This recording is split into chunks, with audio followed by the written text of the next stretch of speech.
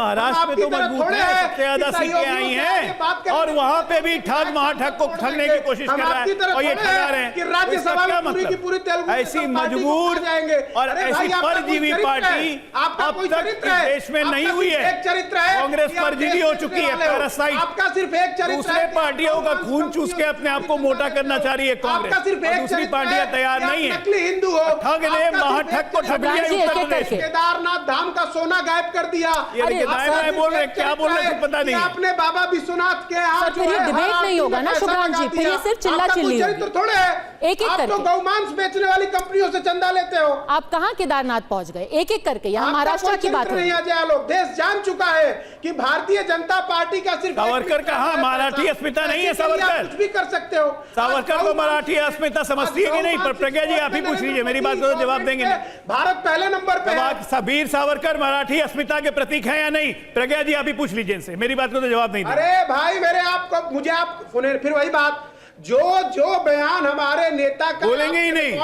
अरे वीर सावरकर मराठी अस्मिता के प्रतीक है कि नहीं? छोटा सा प्रश्न है। खोलिए, मिल जाएगा। सुब्रान जी दाएं बाएं भटक रहे हैं कि गौ मांस, अंग्रेजी में कहते हैं बीटिंग अराउंड द बुश। गौ माता बोल रहे हैं और गौ माता का कत्ल कर रहे हैं। हम आपकी तरह थोड़े हैं कि गौ मांस के नाम पे नरेंद्र मोदी सरकार आजकल नंबर 1 पे बैठी हुई है। ठीक है, जवाब नहीं आएगा, वो कह रहे हैं आप गूगल से जवाब ले लीजिए। चलिए, मोदी और अजय आलोक का एक धर्म है, पैसा पैसा पैसा। ठीक है, वरुण सिंह ये बताइए कि दोनों ही जो खेमे हैं उन्होंने थोड़ा थोड़ा गिव एंड टेक किया है, पर किसने ज्यादा कॉम्प्रोमाइज किया है और किसका कॉम्प्रोमाइज काम कर रहा है?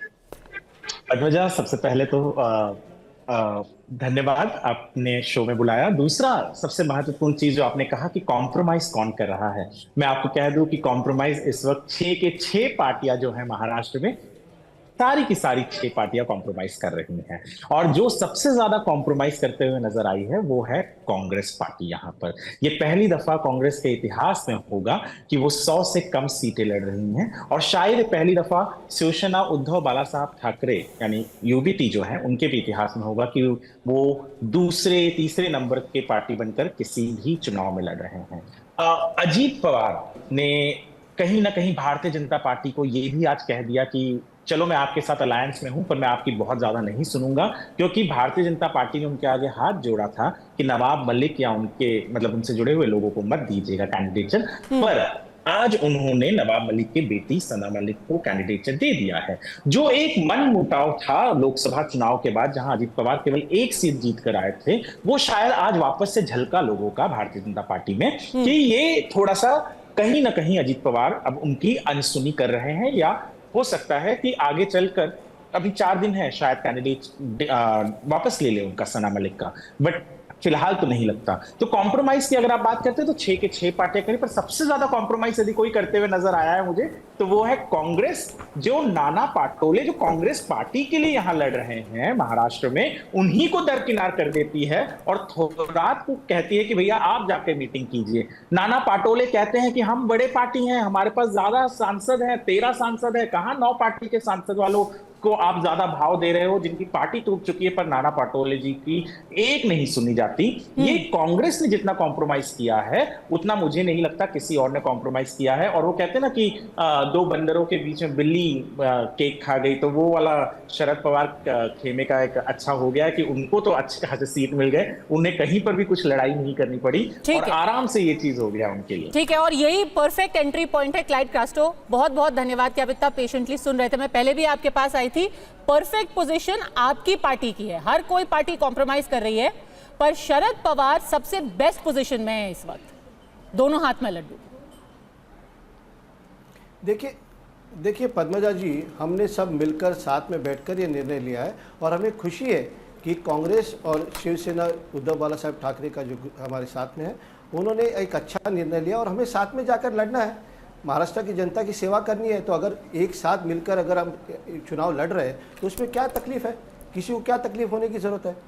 अब महायुति में तो देखिए ना आप, कितना गड़बड़। अभी मैं सुन रहा था थोड़ी देर पहले, महायुति की आप बात करिए, कहीं किसी को उल्टी हो रही है, कहीं कोई नालायक कह रहा है, कोई रास्ते पर उतर के झगड़े कर रहा है, तो इनके बीच में तो चल रहा है। बाकी बात कर रहे थे कि महाविकास अघाड़ी में तकलीफ है, लेकिन हमने तो सब मिलकर जो है सीटें जो है डिसाइड कर दी। इनकी सीटें तो दिल्ली में डिसाइड होती है। एक दरबारी कल्चर की बात कर रहे थे, भले कांग्रेस वाले उठे बैठे दिल्ली भागते हैं, लेकिन बात तो एक है ना कि कांग्रेस का हेडक्वार्टर्स जो है वो दिल्ली में है, इसलिए लोग तो दिल्ली जाएंगे। लेकिन क्या एकनाथ शिंदे का हेडक्वार्टर्स दिल्ली में है?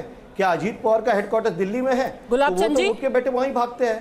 तो दरबारी कल्चर तो वो कर रहे हैं, तो उन बोलिए। नहीं, एक सेकंड, गुलाब चंद जी मुस्कुरा रहे हैं पर वो आपसे सहमत नहीं है। बताइए, दो पार्टी आपके ऊपर इल्जाम लगा रही हैं, क्या दरबारी बन गए हैं आप गुलाब चंद जी? पद्मजा जी, मैं विनती करना चाहूंगा कांग्रेस के प्रवक्ता से और यूबीटी के प्रवक्ता से और सभी विपक्ष के लोगों से कि मेरी बात को ध्यान से सुन के बात का जवाब देना चाहता हूं।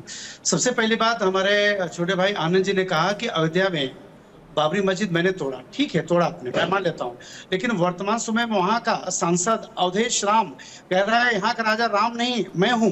स्वीकार है आपको? दूसरी बात, आपने जिस तरह से नवाब मलिक के बेटी को टिकट देना सवालिया निशान खड़ा करते हो, इसलिए कोई जेल में गए थे, इसमें उन्होंने विपक्ष को वोट दिया था। मैं ये जानना चाहता हूँ चीज के लिए, अनिल देशमुख को टिकट हमने दिया, संजय राउत भी जेल में गए थे, उनके भाई को आपने टिकट दिया। और फिर इन कांग्रेस के मैं लोगों से पूछना चाहूंगा कि इनकी बदहाली तो इसका जवाब मैं देता हूं ना पद्मजा जी। एक मिनट, गुलाब चंद जी ने धीरे से तीनों पार्टीज को एकदम चाबी दे दी। हाँ बताइए क्लाइड कास्ट्रो। मैं राष्ट्रवादी से पूछना चाहता हूँ। चलिए मैं आपके बात करना चाहता हूँ कि और रही बात है मराठी अस्मिता की बात कर रहे हैं, मैं कांग्रेस से और मैं विशेष करके आनंद दुबे जी से पूछना चाहता हूँ, अपने प्रवक्ता एनसीपी से पूछना चाहता हूँ मैं